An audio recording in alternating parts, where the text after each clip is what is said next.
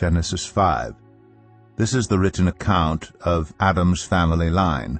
When God created mankind, he made them in the likeness of God. He created them male and female and blessed them, and he named them mankind when they were created. When Adam had lived 130 years, he had a son in his own likeness, in his own image, and he named him Seth. After Seth was born, Adam lived 800 years and had other sons and daughters. Altogether, Adam lived a total of 930 years, and then he died. When Seth had lived 105 years, he became the father of Enosh. After he became the father of Enosh, Seth lived 807 years and had other sons and daughters. Altogether, Seth lived a total of 912 years, and then he died. When Enosh had lived 90 years, he became the father of Kenan. After he became the father of Kenan, Enosh lived 815 years and had other sons and daughters. Altogether, Enosh lived a total of 905 years, and then he died.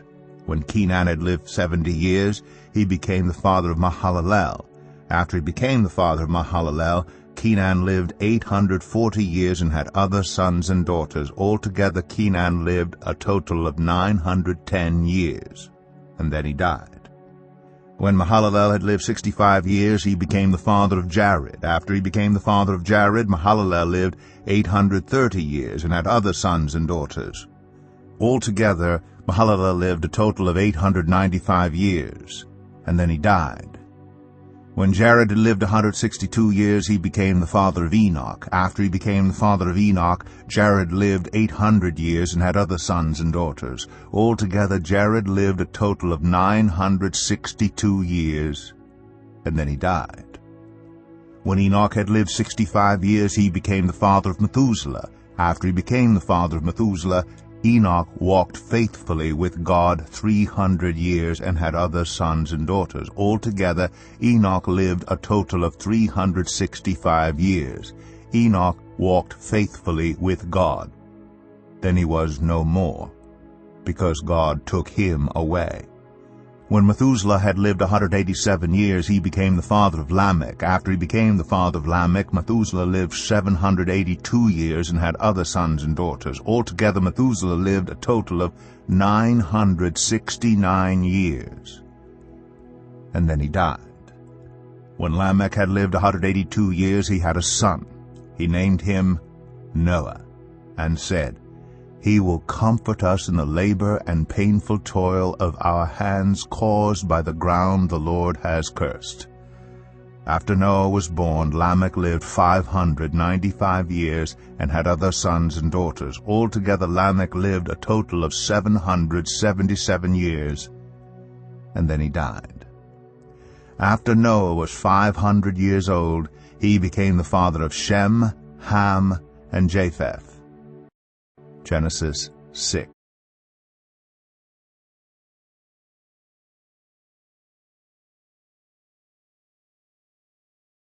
Exodus 5. Afterward Moses and Aaron went to Pharaoh and said, "This is what the Lord, the God of Israel, says. Let my people go, so that they may hold a festival to me in the wilderness." Pharaoh said, "Who is the Lord that I should obey him and let Israel go? I do not know the Lord, and I will not let Israel go."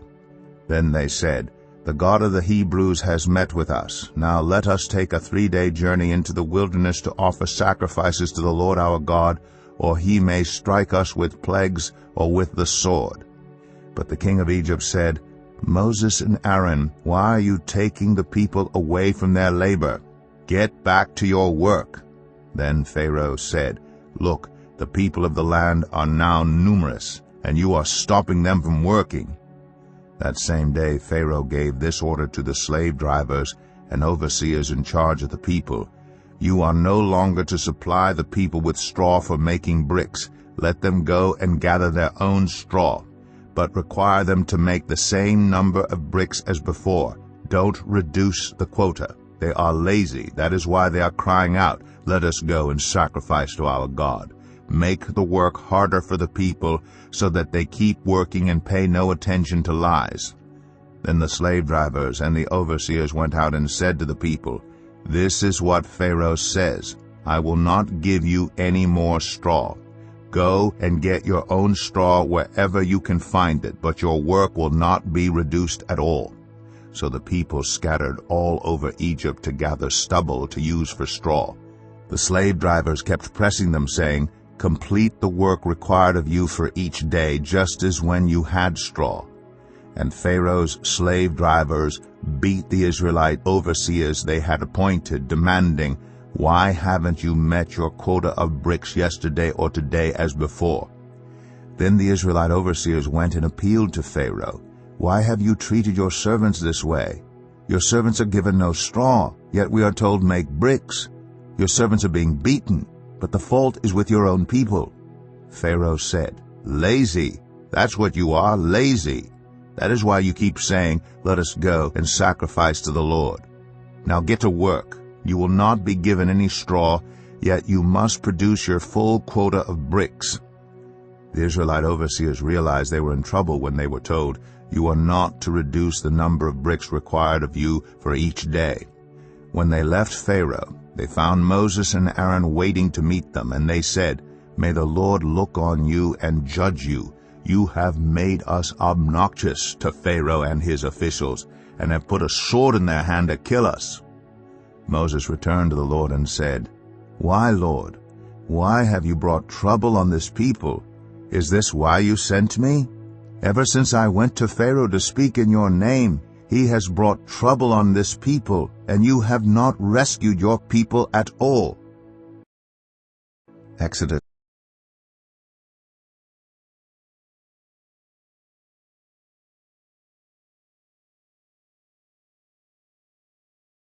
Leviticus 5. If anyone sins because they do not speak up when they hear a public charge to testify regarding something they have seen or learned about, they will be held responsible. If anyone becomes aware that they are guilty, if they unwittingly touch anything ceremonially unclean, whether the carcass of an unclean animal, wild or domestic, or of any unclean creature that moves along the ground, and they are unaware that they have become unclean, but then they come to realize their guilt, or if they touch human uncleanness, anything that would make them unclean, even though they are unaware of it, but then they learn of it and realize their guilt, or if anyone thoughtlessly takes an oath to do anything, whether good or evil, in any matter one might carelessly swear about, even though they are unaware of it, but then they learn of it and realize their guilt. When anyone becomes aware that they are guilty in any of these matters, they must confess in what way they have sinned. As a penalty for the sin they have committed, they must bring to the Lord a female lamb or goat from the flock as a sin offering, and the priest shall make atonement for them for their sin. Anyone who cannot afford a lamb is to bring 2 doves or 2 young pigeons to the Lord as a penalty for their sin, one for a sin offering and the other for a burnt offering. They are to bring them to the priest, who shall first offer the one for the sin offering.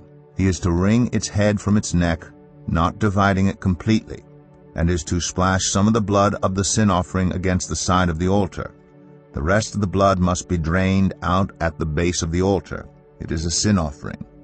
The priest shall then offer the other as a burnt offering in the prescribed way, and make atonement for them for the sin they have committed, and they will be forgiven. If, however, they cannot afford 2 doves or 2 young pigeons, they are to bring as an offering for their sin 1/10 of an ephah of the finest flour for a sin offering. They must not put olive oil or incense on it, because it is a sin offering. They are to bring it to the priest, who shall take a handful of it as a memorial portion and burn it on the altar on top of the food offerings presented to the Lord. It is a sin offering. In this way the priest will make atonement for them for any of these sins they have committed, and they will be forgiven. The rest of the offering will belong to the priest, as in the case of the grain offering. The Lord said to Moses, "When anyone is unfaithful to the Lord by sinning unintentionally in regard to any of the Lord's holy things, they are to bring to the Lord as a penalty a ram from the flock, one without defect, and of the proper value in silver, according to the sanctuary shekel. It is a guilt offering. They must make restitution for what they have failed to do in regard to the holy things, pay an additional penalty of 1/5 of its value, and give it all to the priest.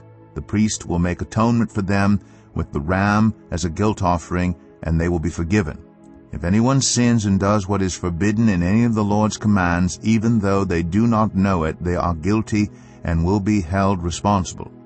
They are to bring to the priest as a guilt offering a ram from the flock, one without defect and of the proper value. In this way the priest will make atonement for them for the wrong they have committed unintentionally, and they will be forgiven. It is a guilt offering. They have been guilty of wrongdoing against the Lord. Leviticus